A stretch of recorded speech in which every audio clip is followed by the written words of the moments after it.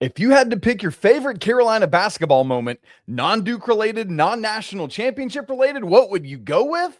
Boy, I got my answer. I'll tell you.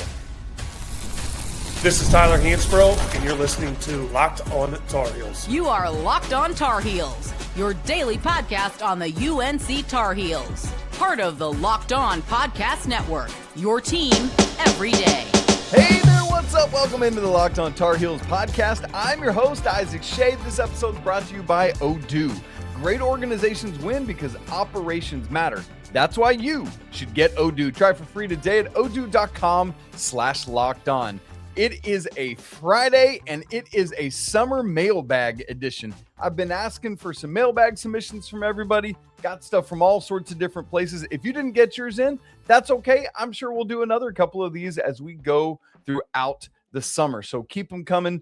We've got a mailbag chat in our Locked on Tar Heels Discord. As always, Locked on Tar Heels everydayers get first dibs in mailbag episodes. And so we're going to get into it. All sorts of fun questions, Carolina basketball related, NCAA related with like the handling of the Brendan Sorsby case, some personal questions that'll be fun to answer as well. All sorts of great stuff. Can't wait to dive into it. And by the way, as you probably know, because I've been talking about it, I have been gone all of last week and this week.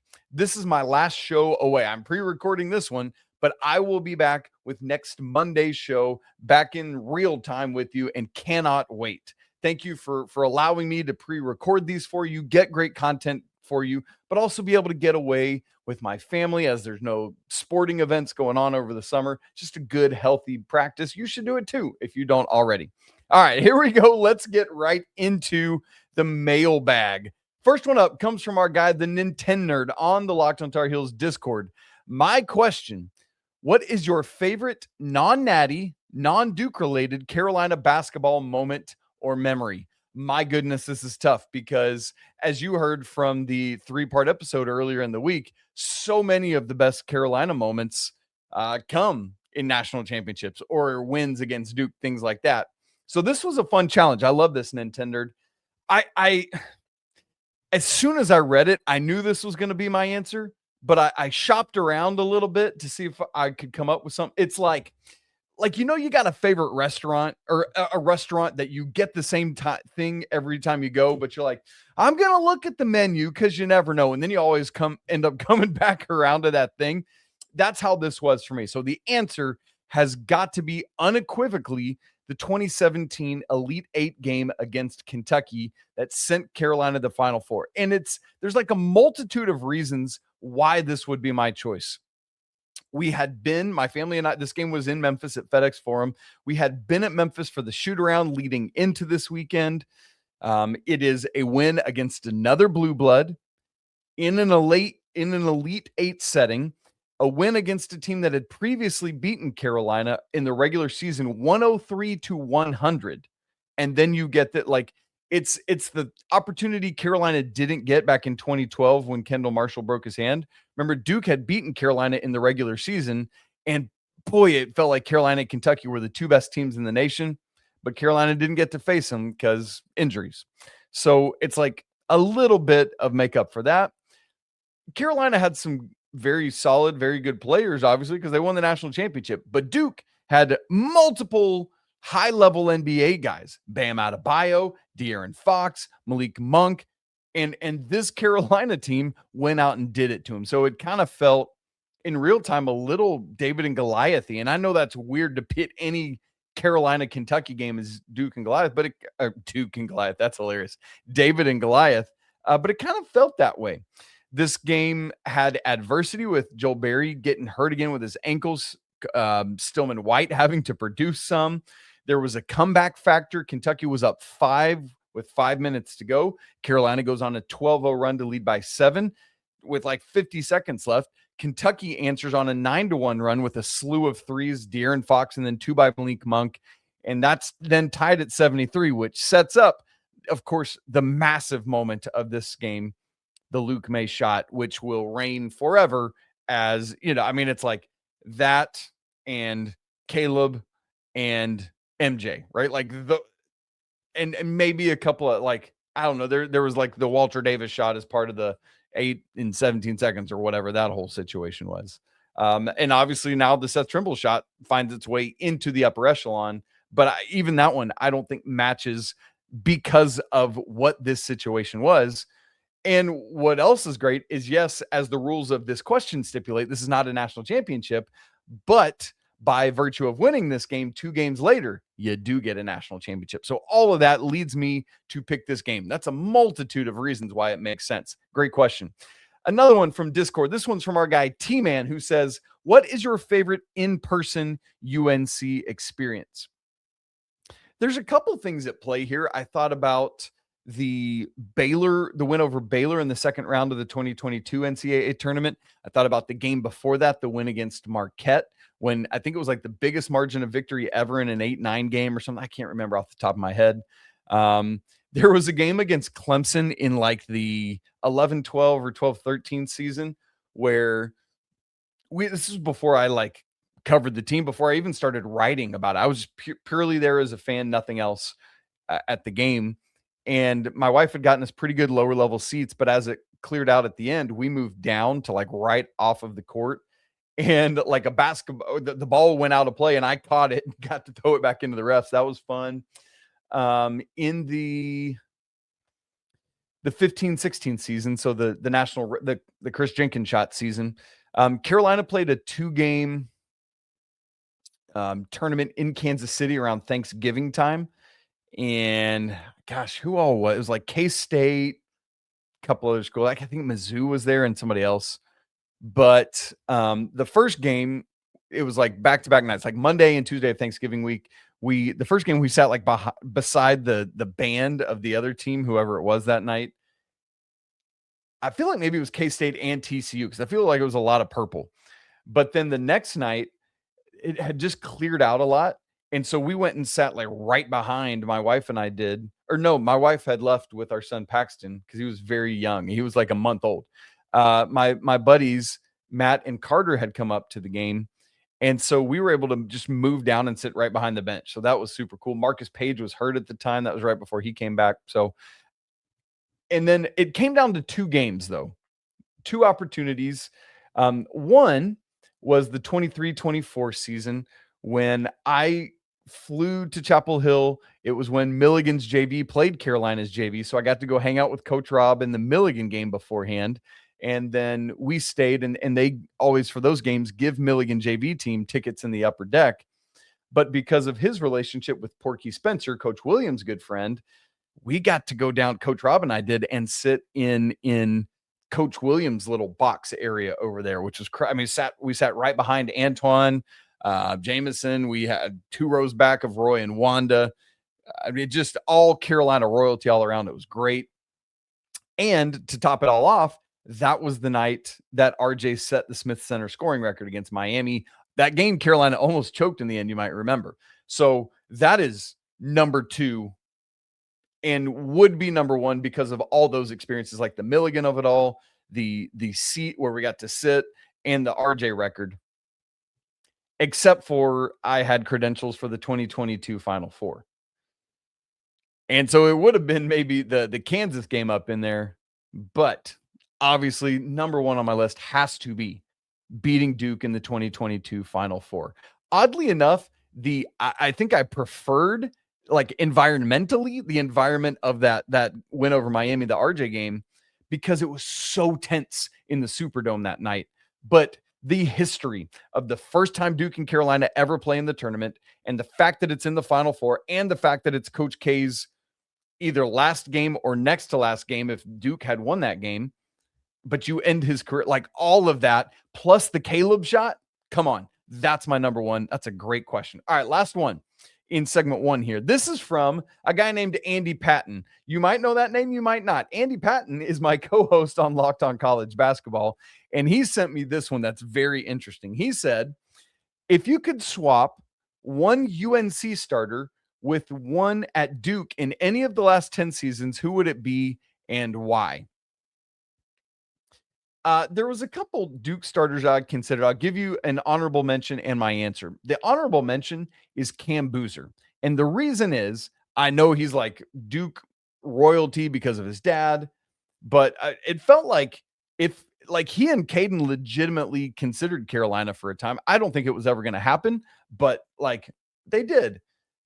But it just, Cam feels like a Carolina guy, like the way he plays, that it's not this overly flashy thing. He just gets his job done. He doesn't have to holler and shout and so I objectively, as a basketball fan, I can appreciate Cam Boozer, basketball player. Now, when he puts on a Duke jersey, I'm like, you know what I mean? But I think he would have been a good Tar Heel.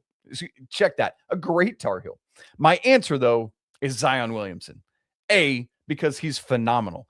B, he's kind of Caleb Wilson-y in that it was like he was great, but it was so flashy, not in a egotistical, like I got to show everybody up, but just like from flashy, like highlight flashy, was so electric. And the fact that he was very close to coming to Carolina, it's not just that. And I think it would have worked. He would have been great. Can you imagine him on that 2019 team with Cam Johnson and Kobe? Oh, my goodness. That would have been insanity. So Zion is my answer. But then obviously he said, I've got to swap somebody. And I didn't think about it till right now. I think Andy was probably asking, like, if you swapped a player, a starter from each team from that same season. I didn't think of it that way. My bad. If I had to take somebody from that season, I feel like Kobe White probably would have fit well at Duke as a lead guard, a big lead guard. That seems to make some sense. But I feel like Cormac Ryan has some dukiness to him. He can just nitty gritty, tough, gets injured and lays down a bit, and over dramatic sometimes. So I could see Cormac. I also thought about from that same team, Harrison Ingram. Just kind of his try hard hustle would maybe work at Duke. Ultimately, though, my answer was Elliot Cadeau. And I think part of that is just because Elliot can do some things, but he can, I'm being honest, he can be a bit whiny at times. There's all that. And that feels very Duke to me. So I'm going with Elliot Cadeau ultimately as my answer. All right, much more mailbag to come up. And this is a very interesting question coming from one of our everydayers. As I said, everydayers get priority in mailbag episodes. Will Self, who has a really interesting question about the Brendan Sorsby situation in the Big 12 and the precedent that it sets for collegiate athletics. This is a great question, and I can't wait to talk about it with you coming up here in just a second. Right after I tell you about FanDuel, the biggest stage in world soccer is here, and every match feels like it has the potential for a memorable moment. One goal can completely change the energy of a game, shift momentum, and alter the outcome in an instant. And that's what makes tournament soccer so exciting, from the opening whistle all the way to the final kick. Now, FanDuel is giving fans another reason to stay locked into every match with every goal pays. You bet on a match and you get bonus bets for every goal scored in that match. More goals means more bonus bets. All you have to do is turn on the token. And that's what I love about this. You turn on a match between teams you might not even necessarily care about, and suddenly you're all locked in on it, and you get to benefit from each goal scored. How about some national championship odds for next year? Carolina is plus 5,500 right now. Florida leads the way at plus 600, then Duke 700, and Michigan was plus 750. They're still third, but they've fallen to plus 1,200 with the Dusty May news. From the opening whistle to the final kick, let there be goals on FanDuel. Visit FanDuel.com to get started right now. Thanks for making Locked On Tar Heels your first listener watch, all part of the Locked On Podcast Network, your team every day. If you never miss an episode, time to make it official. Join the Everydayer Club, ad-free audio versions of the show. You get one-on-one messaging with me and more. Check it out, the links in the show notes. Next one, this is from Will Self, one of our great everydayers. He says, the Big 12 filing a lawsuit against Texas Tech and the Texas AG Attorney General after the NCAA lost the Sorsby case. Sorsby obviously declared for the draft recently, but the damage has been done. What kind of precedent does this set for individual conferences in the future for the NCAA? This is a phenomenally insightful question from Will. And it's one that I thought a lot about how I wanted to answer it. And the reason I think it's a great question is because the biggest takeaway from this whole Brendan Sorsby saga is not any longer really about Brendan Sorsby himself. It's turned into, for me, a question of who gets to govern collegiate sports when the NCAA's authority is weakened by the courts, right? Basically, you've got all these different entities warring for dominance or for like alpha male status, and who ultimately gets to do it. So a couple thoughts with that from me. Number one, I think I've got 4 here. Number one, that like, do the conferences now become the enforcement bodies? Because that's what was kind of at play here. The Big 12's lawsuit was basically, even if a court limits what the NCAA can do, conferences still maintain the contractual authority to govern their own members. And what I mean by that is, hey, the court is limiting potentially what the NCAA can do, but they can't do that to us because of the contractual authority. Like Texas Tech signed a contract with us, the Big 12, so we can govern our own members. So basically it's like the NCAA regulates athletes and conferences regulate schools. If so, again, as the question from Will here says, this seems like a massive precedent change if it's that kind of thing. And if so, point number 2 for me, maybe that means then that conferences have to start adding different and more intentional verbiage to the agreements, the contracts with their member schools. I don't know how often or when all you can go back and revisit those, but if that changes things, then you need to change things contractually. Number 3, for my money's worth, the person that did not need to involve themselves in this at all was the Texas AG, right? Like, I get why the Big 12's involved. I get why Texas Tech's involved. I get why the NCAA is involved and the courts. But the AG, it felt like it felt like main character energy unnecessarily so. Like, he didn't need to be in there. And part of that too is if state AGs start getting involved, like, because he's not just the AG for Texas Tech. He's the AG of every state school in Texas, the Longhorns, etc. You know what I mean? And so there's like a weird almost conflict of interest there for me, unless I'm just reading that completely wrong. And then the 4th thing for me, from a precedent setting, which again is Will's question, this to me feels like a big time, like another NCAA splintering moment where we're now getting to more and more, less and less macro level management from the NCAA and more micro level management at the conference level potentially. And if so, I know this isn't the SEC or the Big 10, which are the big 2 entities, but if it's a splintering of the NCAA to the conference level, what does that mean for every conference and governance and authority? And then what happens to all our sport leagues, you know? So that's a great question from Will. I had a lot of fun thinking about that one, and I hope some of that is interesting or insightful for you. Next one here. This will be the last one in segment 2. This is from, I've never know if you liked it. This is from the Discord from DEC_ace. I never know, in my head I always say deck ace, but you might mean like des ace, and I don't know which it is. But anyway, that's who it's from. You mainly talk about basketball, football, and baseball on the podcast. If there was a specific player from each of those sports that influenced you to be the host of Locked on Tar Heels, who would they be? So I took this to just mean like, who influences you to A, like sports, and then B, be in sports media? Because I love this, you guys. I would sit around and I do sit around and do this with my friends. And so the fact that I get to do it with a microphone and a camera and a computer and big speakers and all this stuff, like, this is incredible for me. And I absolutely love it. And so some of my, from those 3 sports in particular, some of the early guys that made me fall in love with it on the baseball side, because the Braves truly were my first love above any other sport. 90 when they were bad, and then really in 91, it was funny because they were really bad at first. I was like, oh my gosh, but then they got really good, and that was their worst at first, and it started the whole thing. But it was the pitching staff that made me fall in love with it.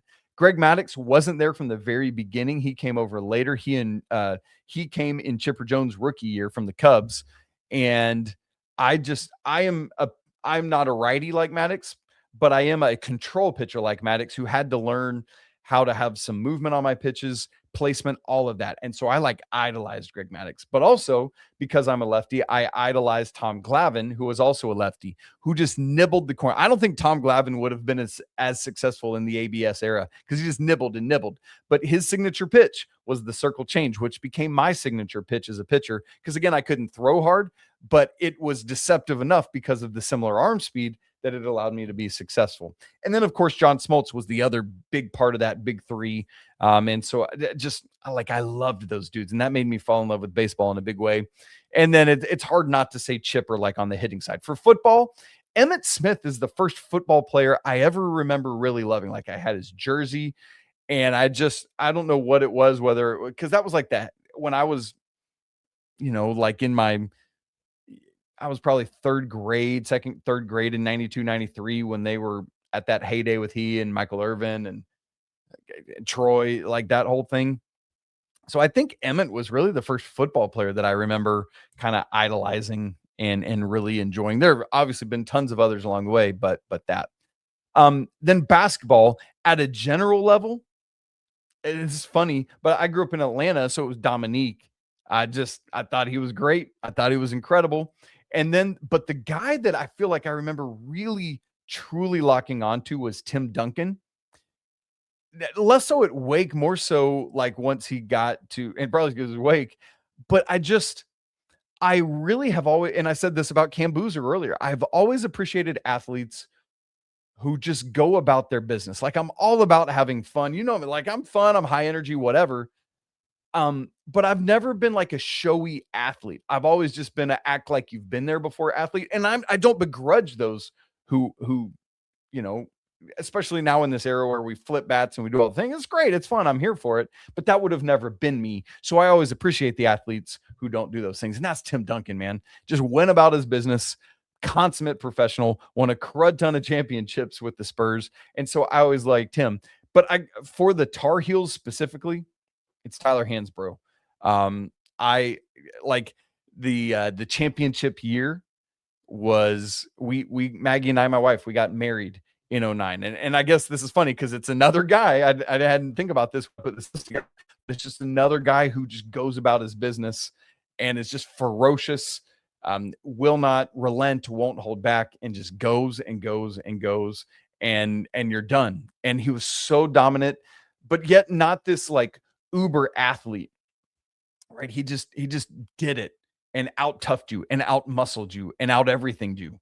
And I love Tyler Hansbrough because of that. And so the fact, coming back to getting to talk with you all, the fact that I now get to talk to that dude, that I have his phone number, like that is bananas to me. And it just, I have a pinch yourself job and I love it. It's so cool. Great question from Decades there. Okay. We've got a couple more questions. These more now move into some fun, personal questions, and it's fun to interact with. I'd love to hear some of these answers from you all as well, including just as there's a couple questions about me now being full-time with sports media. And so I'm going to answer some of those and much more, including my favorite sandwich and other things coming up here in just 1 second. Right after I tell you about Odoo. Running a business shouldn't feel like you're trying to connect a bunch of systems that were never designed to work together. One app for accounting, another for inventory, another for sales, and somehow none of them actually talk to each other. That's where Odoo comes in. It's an all-in-one business management software that brings every part of your business together in one powerful platform. From sales and accounting to inventory and marketing, everything works in one place, helping your team move faster, stay organized, and focus on growing the business instead of managing software. The best organizations know that success isn't just about talent. It's about having everyone working toward the same goal. And that's true in sports, just like it is in business. One thing that really stands out is when an organization gets everyone moving in the same direction, not just one great player or coach. It's a coordinated effort across the entire organization, and the success is immense. Great organizations win because operations matter. And that's why you should get Odoo. Try for free today at odoo.com/locked-on. Again, that's odoo.com/locked-on. Next question comes from our guy, Doug Nadler, one of our everydayers. Thanks. If you haven't checked out the Everydayer Club, you should do so right now. Doug is awesome. Doug says, are you going to be able to travel to games more now that you're full-time? This is a great question from Doug. Am I going to be able to? Yes, I absolutely, because I've got more time to do that. The question is, will I? Probably more, but still I wouldn't call it a regular thing because I do live in Southwest Missouri, which I love because I'm in the middle of the country and can get to the West Coast, the East Coast, North, South, whatever I need to do. But a couple things make it kind of TBD. Like, for example, this game in Nashville against Illinois.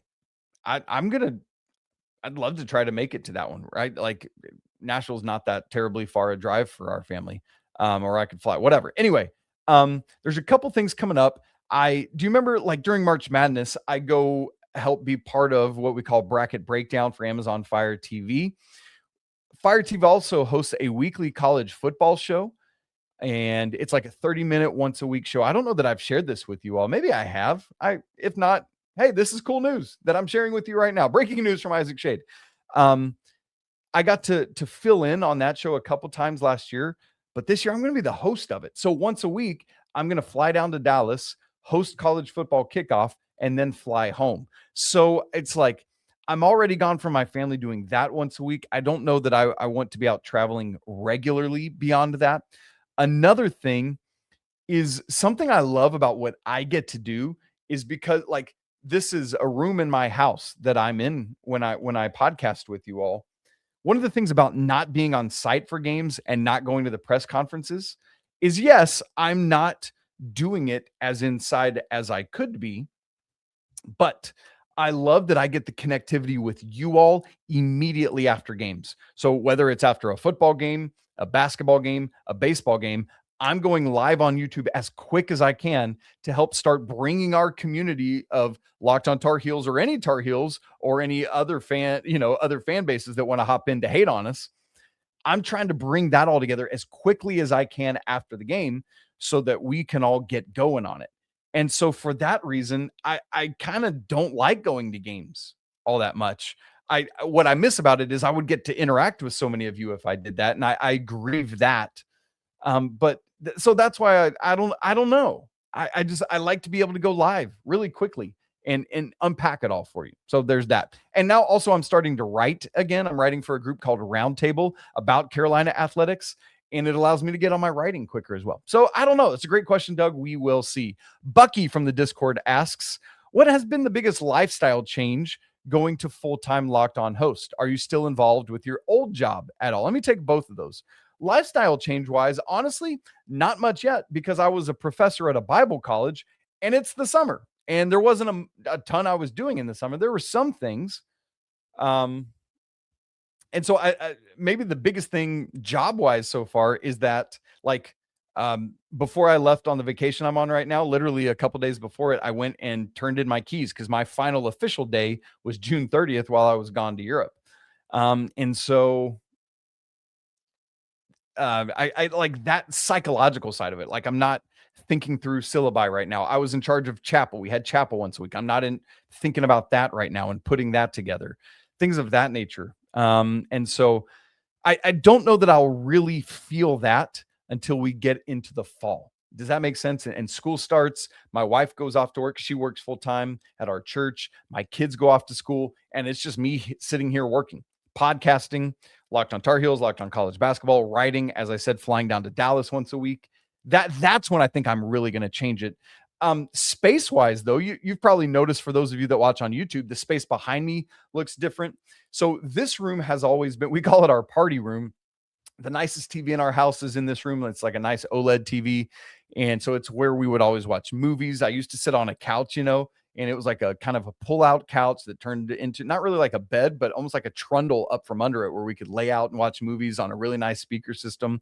But now my wife is incredible. I'm so grateful for her. We've turned this room basically into a full-on office/studio space. The posters that used to hang behind me are hanging up there. We've brought a chair in here, like a glider chair. There's a banner, like one that hangs in the Smith Center with all the championship years. There's a framed photo of Caleb Love shot over Mark Williams right there. Got a little basketball hoop right over here. Let's see. Swish, not swish, but I made it. Family, an old family Tar Heels picture. I think this was on, I don't remember what day this was, but that's fun. And it got all sorts of fun, just fun things. I like fun things. They're behind me on the shelf there. And so that's maybe the biggest change right now. Got my big studio speakers going. I actually have an actual desk I work at now. It's great. A desk, an office chair, and it's like a standing desk so I can raise it up if I need to or anything like that. So anyway, yeah, that's where it is. The other thing is the freedom. The freedom is so glorious. I just get to be at home. I get to do more things with my family regularly. I'll take my kids to school more, pick them up from school more, get to go to school events, get to go help my wife's ministry and other things like that. So super cool. The other question was, are you still involved with your old job at all? Not too much. It's kind of like something I've intentionally tried to do. Like when I went to work at the school as a professor, I was leaving actually our church. I was our worship minister. And one of the things I did was intentionally did not serve on our worship team for 6 straight months because I wanted the new leadership to be able to establish themselves. It's kind of like breaking up with somebody. Like if I was breaking up with a girlfriend and it was amicable and we were going to be able to be friends, I wouldn't really want to have interaction with her for 6 months because you just fall back into the same rhythm and routine. And so it's like, if we're going to be able to be friends, I need a clean cut from you. So that said, I'm not going to be teaching any classes. I'm not going to be leading worship for stuff at my old college. Intentionally so. But one thing that's really neat is we at our school have like small groups. A professor leads a small group of students, and that's every Thursday. And one of my guys graduated this past year, but I still have 4 others that are going to be juniors and seniors this year. So I'm going to continue leading my mentor group. It's really fun, great opportunity to get to pour into college kids. And I just love it, man. Love pouring into college kids. So that's great. Great question. A couple of different questions about my Tar Heel fandom, because what's cool for me is not only do I cover the Tar Heels, but I legitimately am a massive Tar Heels fan. Grew up as such, and that's what some of these questions are about. And I cover them kind of by choice because I got into this because I started writing a blog about Carolina basketball, and then that grew into me writing for Sports Illustrated. And I'll pause there because there's a question about what went past that. So I love it all the more because I get to talk about a team I love, and I get to talk about like just doing this in general is so fun. Okay, so Chuck G on our Discord says, Isaac, you grew up in Georgia. When did you become a Tar Heel fan, and what was the trigger? Vuk from our Discord said, what made you a Tar Heel fan in the first place? You don't live locally, and I had never heard if it was just a matter of growing up here and moving or something else along the way. So great questions, guys. So I was born in England. My parents were missionaries. We moved to the States when I was 4, and I grew up on the south side of Atlanta my whole life in a place called Stockbridge, Georgia was my address. The high school I went to was in McDonough, Georgia, Eagles Landing High School. And so my earliest Tar Heel memory, I was born in 84, but then moved back to the States. So I was a little slow catching up on American sports, but my earliest Tar Heel memory was the 93 championship game. I would have been like 8 or 9 years old at the time. And, I vividly remember Chris Webber's timeout. And then a year or two later, a couple years, I don't remember how many years later after that, I had a rec league coach who was a massive Tar Heels fan. And so he just got me hooked on him and was a great coach. And I just connected with him. And so I liked what he liked, and that got me all in on the Tar Heels. And eventually I remember I just started buying stuff. And so it just kind of, I feel like it began with the 93 championship and just kind of grew and blossomed for there. I thought about going to Carolina, but I really wanted to go somewhere on a baseball scholarship, which is what I played. And I wasn't Carolina material as a baseball player, so I didn't end up going. But I still thought about it, and like maybe I could be a walk-on or a baseball manager or something. But I really wanted to play, and I might have been able to Rudy my way into playing, but I wouldn't have been a guaranteed player. So there was that. And so I just really grew to appreciate the program, what Dean Smith stood for. Me being a Christian, him being a Christian, like that meant a lot to me. Him standing up for social justice issues, that meant a lot to me. The way Carolina went about their business. So I was all in and always have been ever since. And there you go. Reservoir Dogs on the Discord says, when was the first Locked on Tar Heels podcast? Who were the original hosts, and what led you to apply and get the job? Great questions. I don't know that I've ever talked about all of that. So the first Locked on Tar Heels episode was Monday, July 20th, 2020. So almost like 6 years ago to the day, thick in the middle of COVID. The original host was a lady named Candace Cooper. Candace was a swimmer at Carolina and then went into media, went on to host this show. She eventually left to go host Locked On ACC with Kenton Gibbs from Locked On NC State. And then she for Under Armour. And so she eventually, I think, just moved into fully doing that. And so Candace was great and really helpful to me as I got going. I'm so eternally grateful to her. And I love what I do. When my first show was audio wise, because Locked On wasn't doing video yet. My first audio show was February 7th, 2022. The Monday coming off of the first game against Duke that season when Mondo got into 2 fouls really quick. And so I was like, great, awesome. What a great first show this is. But then video we moved to at the end of February. So this is pretty cool.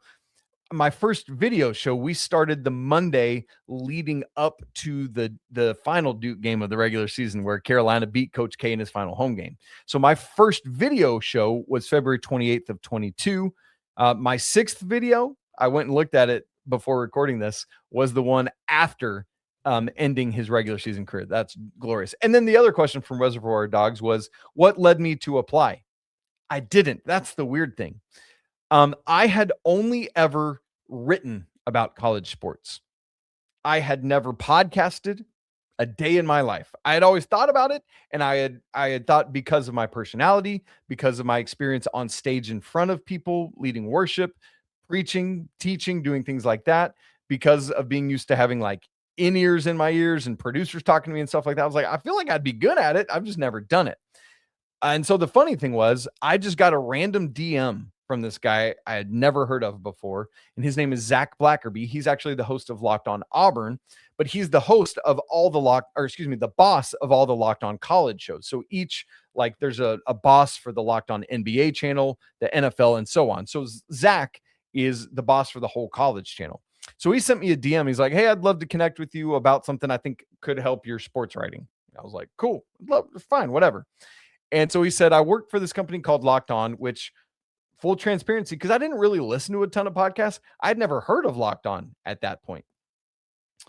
And he laid it all out and he was like, are you interested in it? I was like, I've always thought I could be a good podcaster. Sure, why not? Let's try it. Full transparency though, Zach, never done it before. He's like, okay, send me an audition tape and we'll go from there. So I did so this was Coach Davis's first season. So I just did, I think it was supposed to be like a 6-minute, 1-segment thing, a take on, hey, this is Coach Davis's first ever time being a head coach at the high major Division I level. He needs some patience. And that was my take. And I ended up getting the job. And so the rest is history. And all years later, here we go. I guess over 4 years later. Next question. Got 2 more. This is from Dixie/Rosen/Nori on Discord. I'm not sure which one is your actual name, but all of those are in there. Asked, do you play any sports yourself? And what's your favorite book? Yes, I do play sports. Baseball, or I did. I'm 42 years. I'm too old. I'm like pull a hammy or tear an Achilles or something. So I'm not out here grinding anymore. But baseball is my best sport. I mentioned it earlier, but I grew up playing baseball. I'm a lefty. I played first and I pitched. When I got to high school, I went to the outfield because I like the way to get on in the lineup as a freshman in high school was not at first base because we had a longstanding first baseman. So I moved to the outfield because I was like, yeah, I'll do whatever you need me to do if it lets me play. So I eventually was able to get a baseball scholarship, went to Milligan. That's where Coach Rob works. That's the connection there.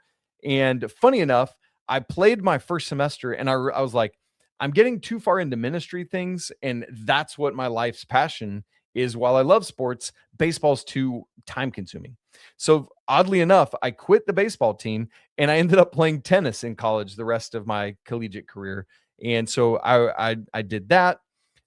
Basketball, I never actually played beyond rec league. Like I never played for my high school.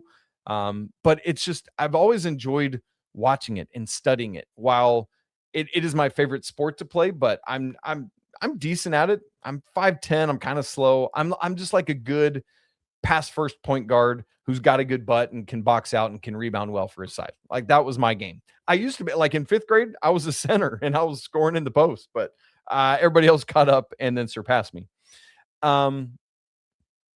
And I've always been surprisingly really good at ping pong. We had a ping pong table growing up, and I feel like that might be the sport I'm best at today. Favorite book, non-Bible category, because it's like I feel like that's cheating for me as a Christian to say the Bible. But where is it? Les Mis is this is one of the greatest stories ever written to me. It's Victor Hugo is not a Christian, but this is one of the greatest tellings of the gospel I have ever read in my life. And I think it's phenomenal. I love Maggie and I have seen it on Broadway. Extraordinary book. I didn't read the Harry Potter books as a kid because I was like ahead of them, but I read them for the first time as an adult. And I'm all like, speaking of gospel stories, I won't say anything or ruin anything in case you haven't read them. But we're actually reading them as a family right now. We're on book 4. So it's like we read one, watch a movie. It's so fun. Love it. Absolutely love it. I'm a big Malcolm Gladwell fan. And so I love his books I didn't love them as a kid, obviously. I've gotten into Stephen King as an adult. I know it's like kind of gory and stuff, but his writing to me is tremendous. I grew up a big Michael Crichton fan, like Jurassic Park, all that. As a kid, I loved Wayside School. I don't know if anybody's heard of those. Like it's got maybe kind of off the radar. Boxcar Children, Hardy Boys, Matt Christopher books, stuff like that. All in on that. Final question from our guy, UNC Minded. He says, Isaac, what's your go-to sandwich? Either or both made at home and a restaurant fave. He says, myself, if I'm making it and I feel like doing all the work, it's a Cuban. So good. And at the restaurant, I love a good Italian sub. Thanks for your answers, UNC Minded. A go-to sandwich for me at home, I just kind of like kitchen sink, whatever's in there. I don't like tomatoes or raw onion. I like sauteed onions. So there's a lot of normal stuff. Like I don't like mayonnaise. I like stuff that mayonnaise is in, like if you mix it all together, but the consistency of mayo doesn't do it for me. I don't like mustard. I don't like relish. I love jalapenos. So I'm kind of picky condiment wise, I guess. But I do love, like, give me a meat with a couple cheeses, lettuce, maybe some ranch and jalapenos on it, warm it up and a griddle or something like that. That's great. We're a big, here's what it would be for me. We're a big grilled cheese family. We'll do a build your own grilled cheese bar, just put out a whole bunch of fun, different toppings and then some breads and go through with that. It's super cool. I love that. So that'd probably be my answer. At a restaurant, one of two things. Wings are I like dry rubs, but just like sloppy, wet wings. I want them spicy. I want the flavor. So not so spicy that I can't taste them. That is it for me. So I love a really good buffalo chicken sandwich. Ranch, don't give me that blue cheese. Keep that out of here. Ranch all day on it. I love a good buffalo chicken sandwich. Like when it's I want a lot of chicken, but I want some crispy. I don't want it so crispy that I'm like, where's the meat? But I also don't want it so chickeny that it's like, I like a good balance there. But the other thing I'm a big sucker for is a good chicken bacon ranch. Like, I could do that all day. All right, there you go. Mailbag Summer Edition. So fun. I love doing this with all of you. We've gone way long, but it's just fun to do. Thanks for sending in and submitting all your questions. I appreciate it. If you haven't subscribed to the show on video and audio, do it now so you don't miss a second of Locked On Tar Heels. Join the Locked On Tar Heels Discord and Every Dare Club. Those links are down in the show notes. Let's get out of here. It's always a great day to be a Tar Heel. We'll talk again next week, and I'll be back. But until then, peace.